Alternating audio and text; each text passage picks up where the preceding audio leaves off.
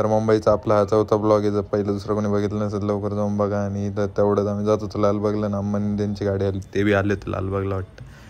तर तेच पाहत होतो आम्ही.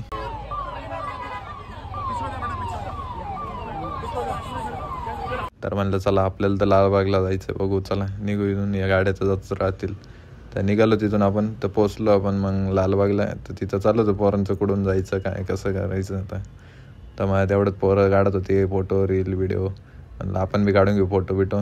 काढले ते फोटो बिटो निघालो. मग बघितलं थोडंसं गर्दी होती, मग टाईम लागला थोडासा. मग निघालो लाईनीत. म्हणलं चला आता दर्शन घेऊ. मग दर्शनच घेतलं, चरण दर्शन तर नाही घेतलं कारण की वेळ झाला होता खूप. मग काय बघितलं गर्दी तर काही नव्हती मध्ये. मग गेलो डायरेक्ट दर्शनाला. म्हणलं चला लाईन तर पटापट सारखती पुढं, तर आपण बी जाऊ पटकन दर्शन घेऊन निघू बाहेर. आपल्याला पण भरपूर गणपती करायचे होते अजून. तर मग लाईनीत उभेच होतो, तेवढ्यात गर्दी वाढली. म्हणलं आता गर्दी तर लय झाली, काही निघता नाही येणार इथून. मग तेवढं थोडं पुढं आलो आपण, ते गणपतीच्या एकदम जवळच आलो होतं. आता तर आपण खूप जवळच पोचलो होतो. तर मग दर्शन घेतलं तिथं लालबागच्या राजाचं. तुझको फिर से जलवा दिखाना ही होगा अगले बार।